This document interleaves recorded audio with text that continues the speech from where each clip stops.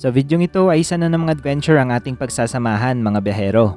Babiyahe tayo ng mahigit 4 na oras mula Baguio patungong Bulinaw at ating bibisitahin ang ilan sa kanilang ipinagmamalaking atraksyon.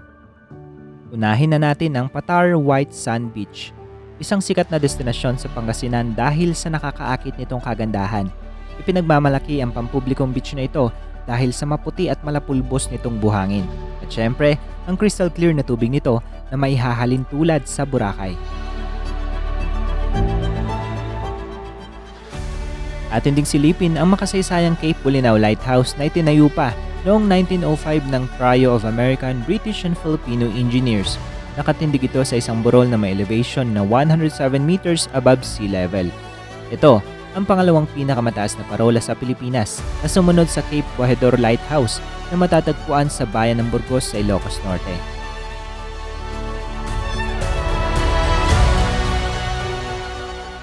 Kaya naman wag na natin itong patagalin mga biyahero. Sama kayo sa biyahe ko at sabay-sabay nating i-explore ang mga pinagmamalaking yaman ng Pangasinan.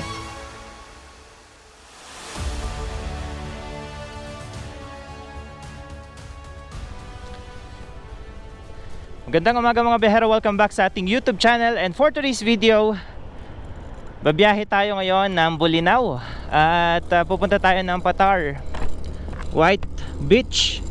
Ayan, at syempre gamit natin ngayon si Bitoy at makakasama natin ngayon si Mark. At magandang umaga sa lahat ng nanonood sa atin ngayon. Oras natin mag-alas 4 ng umaga.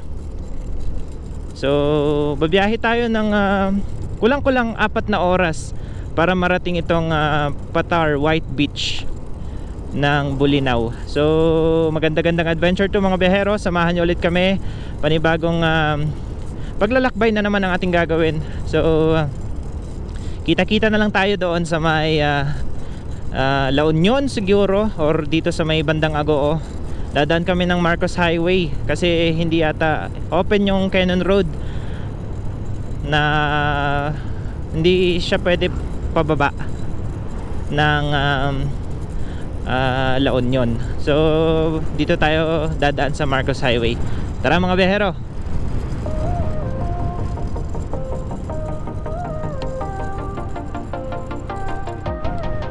Okay, so mga biyahero, dito na kami ngayon sa may Marcos Highway. Ang ganda ng daan dito, may ilaw. Yung parang paliparan lang oh. Oras natin alas 4:31. Ay hindi, 4:51 na pala. 3 hours and 55 minutes na biyahe. Yan, malalaking truck yung kasabayan natin ngayon kasi syempre ngayon sila bumabiyahe, wala masyadong traffic. Isupay nga traffic pag umaga. Okay, so yan mga biyahero. At andito tayo ngayon sa may Agoo to Baguio Road. Oras natin 5:26, 3 hours and 28 minutes remaining ng biyahe natin. Maaga na.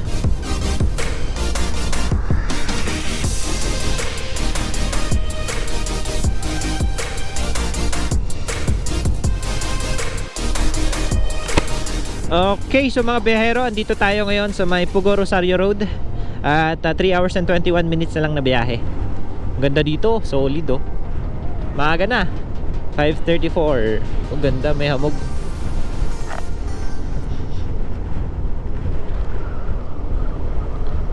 Wow, sarap ng biyahe dito pag ganito yung panahon. Pero mamayang tanghali, mainit-init na naman.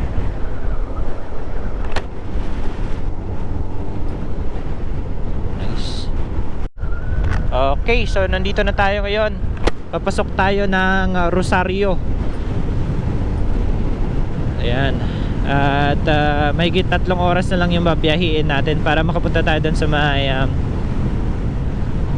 Patar White Beach ng Bulinaw. Uy, ano to? Lang likod daw, tol. Turning right.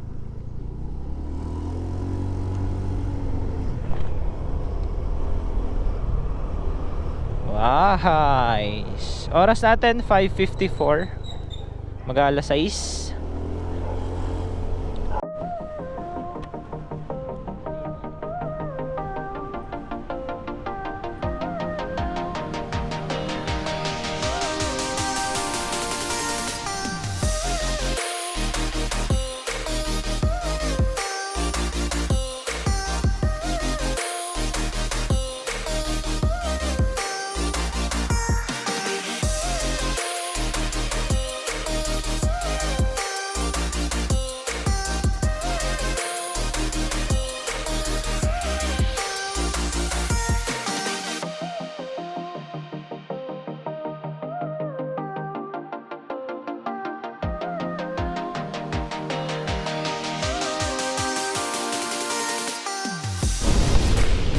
Okay, ayan. So nandito na naman tayo ngayon mga behero sa may Rosario ata to.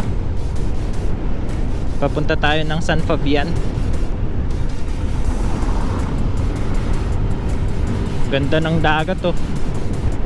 Hanap lang kami ng kainan kasi breakfast muna tayo para may lakas tayo dun sa biyahe natin.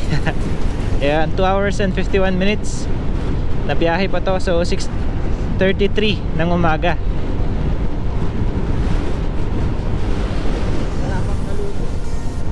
Okay, so nandito na tayo ngayon sa Dagupan. Papasok tayo yung arko nila, oh, mga bangus. 2 hours and 31 minutes, 6:51 AM.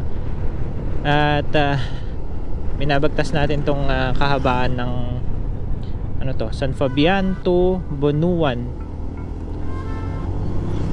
Road.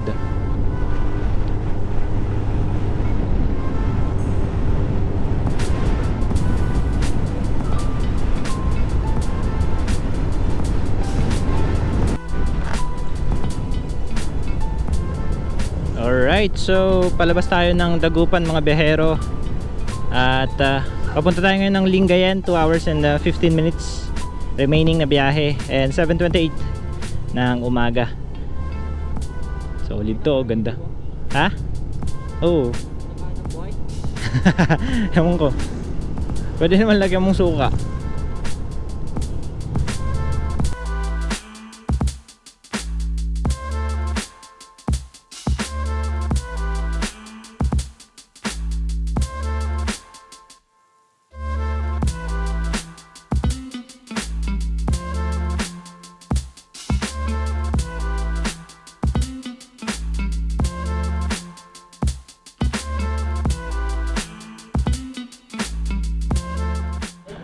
Okay, so kain muna tayo mga behero. Dito na tayo. Sinigang na baboy in order natin. Break muna, break.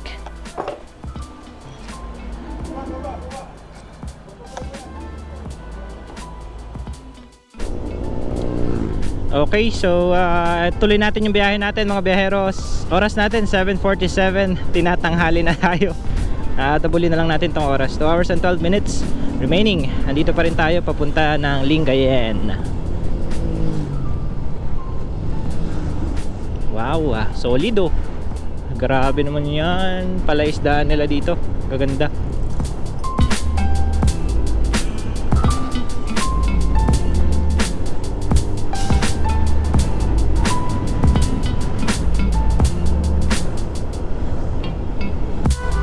Solido. Oho.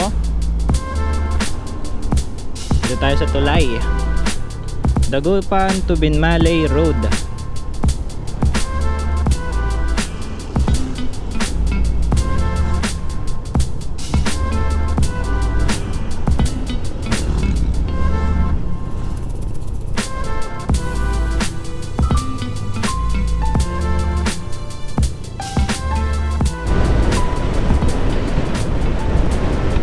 Grabe yung kabundukan mga behero, nakikita nyo ba yan?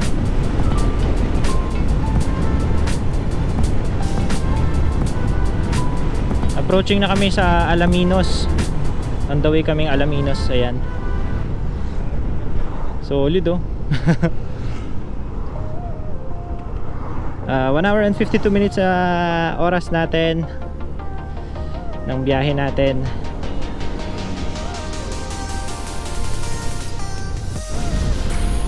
Dito sa part na to mga biyahero, Alaminos Bypass Road, tuloy-tuloy lang yung biyahe. Dire-diretso lang. Marami lang tricycle kaya medyo parang traffic, pero hindi. Hopefully makarating tayo din alas 10. 8:21 oras natin. 1 hour and 49 minutes na lang. Umiikot yung umiikot yung papel nyo. LC ba?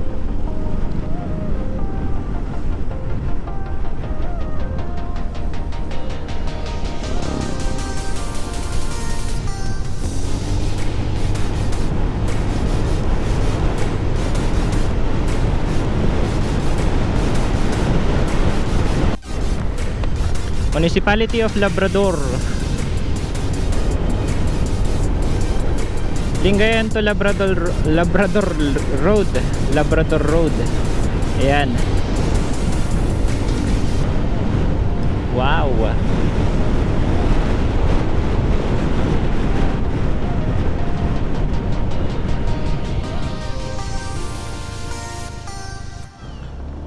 right. So yun mga biyahero, welcome to Sual. Sual ba? Sual. Okay, 1 hour and 28 minutes remaining. Oras natin 8:38. Dito tayo ngayon sa may Labradors to Sual Road. Okay, dire-diretso na tayo. Grabe yung kalsada dito, parang Baguio din naman pala oh.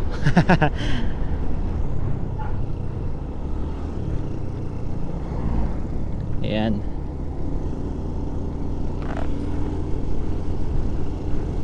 Ganda din ng mga kabundukan dito.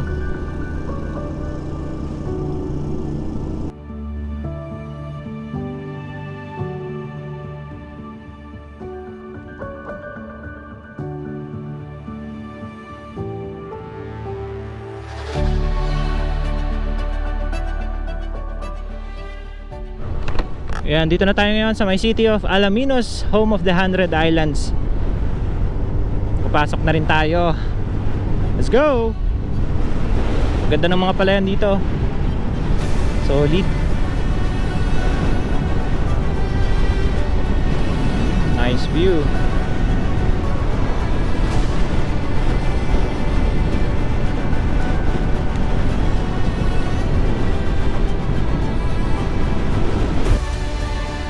Rotary Club.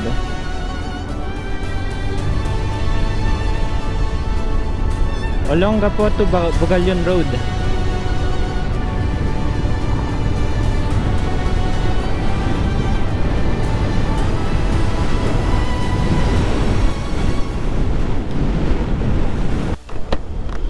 So yun, finally mga biyahero, isang oras na lang at mararating na natin yung Patar, White Sand Beach.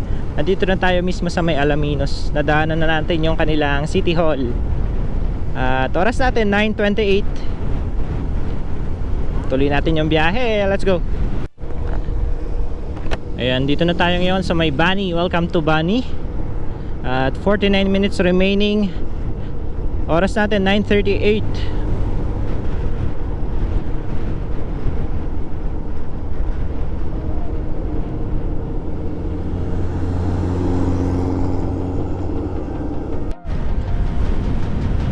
Malapit-lapit na tayo dito sa may Patar White Sand Beach. 30 minutos. Oras natin 10:02. Onting minutos na lang, onting minuto at nandun tayo. So ligong-ligo na rin kami. Anong ginagawa ito?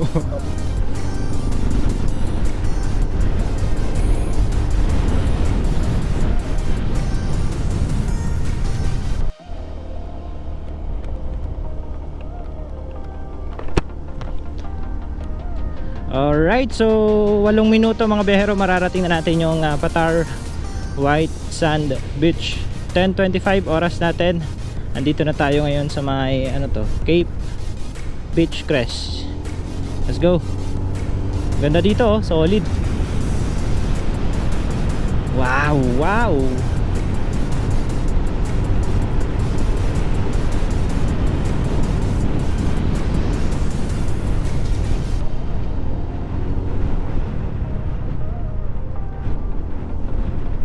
Patience is a virtue. Beach Resort. Malapit-lapit na tayo.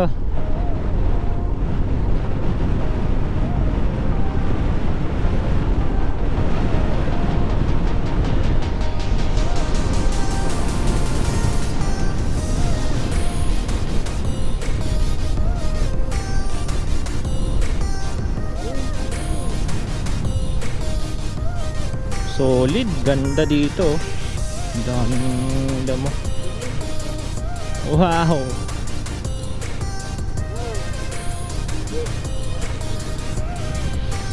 Natatanaw namin dito yung anong tayo to? Lighthouse. Ayan.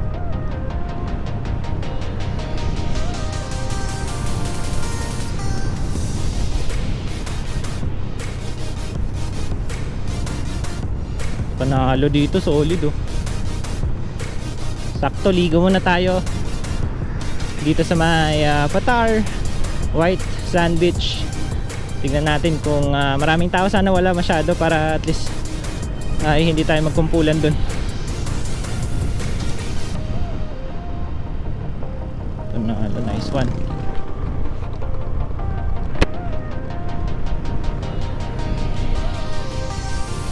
Anim na minuto.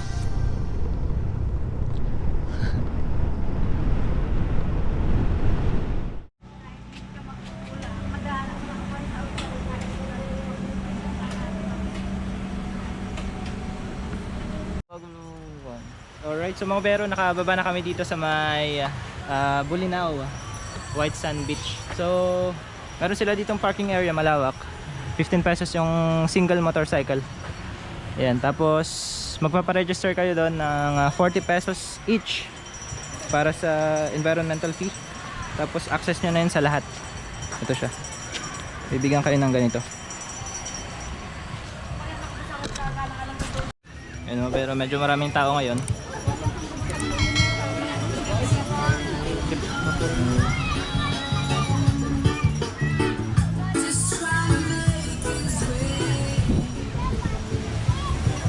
Grabe mga beherong, lakas ng alon. Ayan, maraming tao ngayon kasi Sabado. Pero tignan nyo naman yung view. Napaka solid.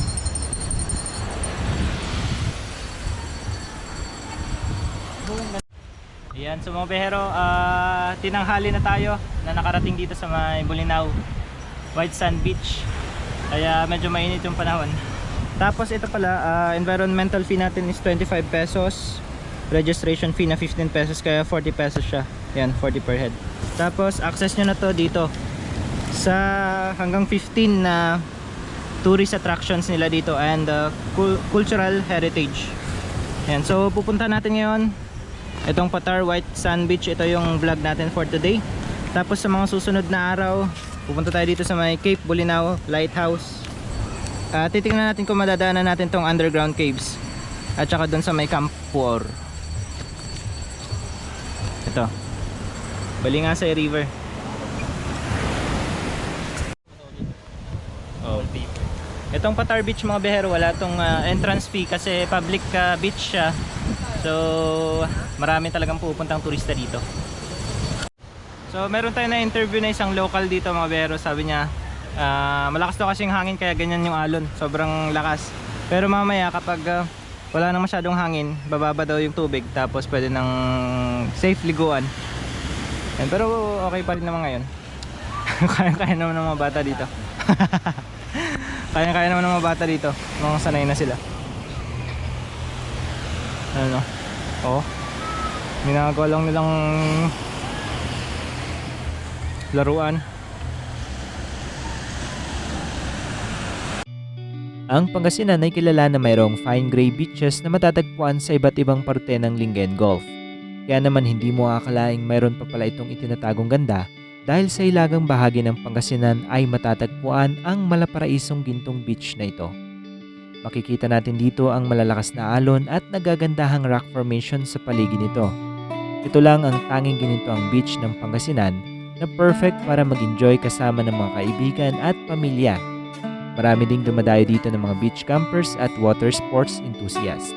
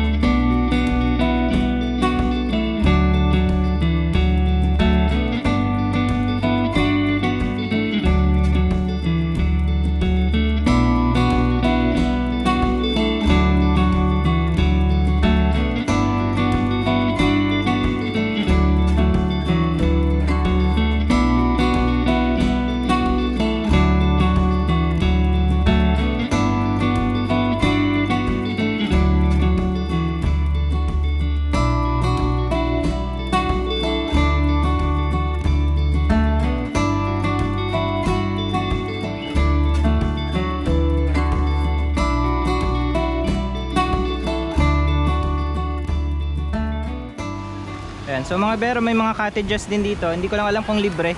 Pero kanina pa naman kami nandyan, hindi naman kami siningil. So siguro libre. Kasi public beach nga siya.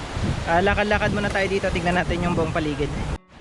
Ayan, so mga bero, yung buhangin dito sobrang pino na kulay white or golden. Yan, solid.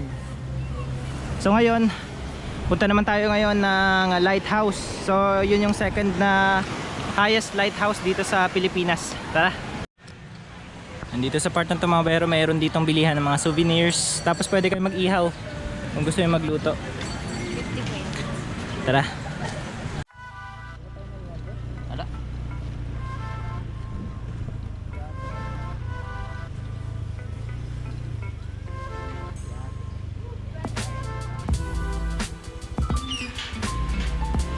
Thank you, kuya.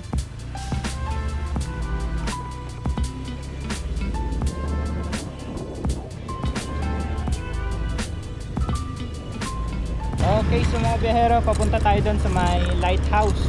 At hindi ko lang alam kung ilang kilometers, pero sobrang lapit lang, dun lang sa taas. So tara, tingnan natin kung ano yung makikita natin doon. Ang alam ko katabi niya yung ruins eh. Let's go.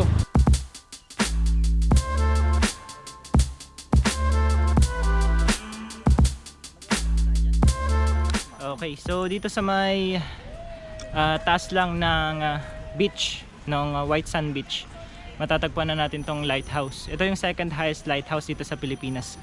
And pag nagbayad na ka ng registration fee tsaka environmental fee dun sa baba, included na to. So hindi na kayo magbabayad dito.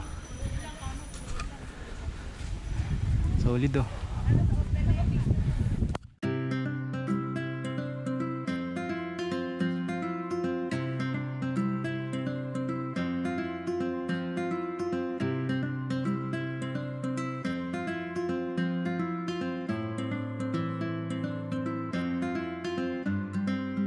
Ang Cape Bulinaw Lighthouse sa Abapatar ay isa sa mga pinakasikat na parola sa Bulinaw, Pangasinan.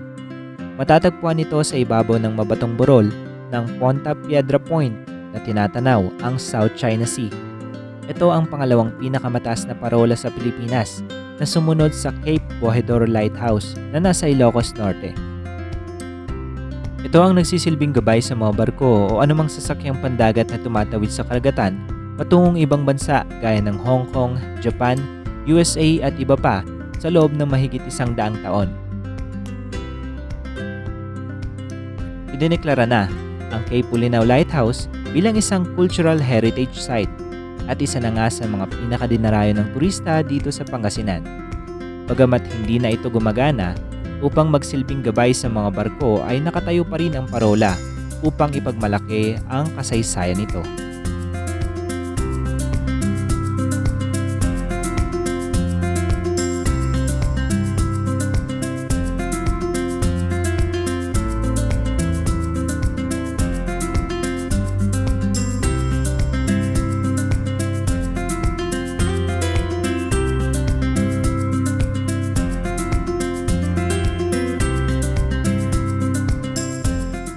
Pero ikutin muna natin tong ruins.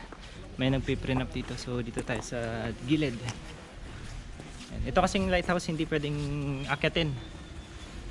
Sinara nila for public. Para na rin siguro sa safety at saka para ma-preserve yung mismong lighthouse. Pero itong ruins pwede nyong pasukin. Ito siya. Dito tayo. Tingnan natin dito.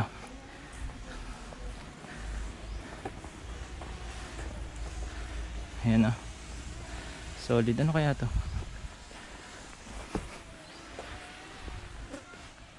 Balon. Malalim eh. Oh. Ito may mga CR. Ayan. Medyo masukal na part na to. Dito banda. Siguro kasi hindi na-maintain, hindi na nalilinisan. Ito. Ayan o. Masukal na rin yung dito. Ayan.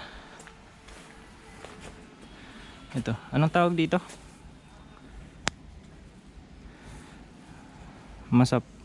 Masaprola ng daga.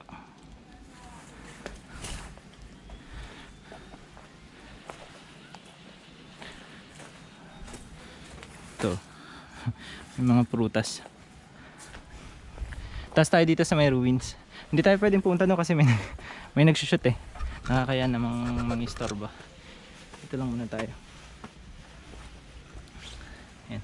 So kakagaling lang natin doon sa may beach, sa may Patar, White Sand Beach. And katabi niya lang naman itong lighthouse, kaya pinuntahan na rin natin. So siguro dito na natin tatapusin yung vlog natin sa episode ng ating Bolinao adventure. Ayan. Solid to. Ito yung lighthouse. Medyo may kataasan din. And may nagpiprend up dito banda. Makikita nyo nakatindig pa rin yung mga haligi at saka yung mga pader. Ayan, so mga bero, dito na natin tatapusin ang ating unang episode para dito sa ating Bolinao Adventures. At pupunta tayo sa mga susunod pang mga tourist spot dito na matatagpuan dito sa may Bolinao. Titignan natin kung meron pa tayong oras at mapapanood yan sa mga susunod nating vlogs. So dito na rin nagtatapos ang ating video for today. Maraming salamat sa lahat ng nanonood. At kasama natin ngayon si Mark, syempre. So thank you guys and peace out!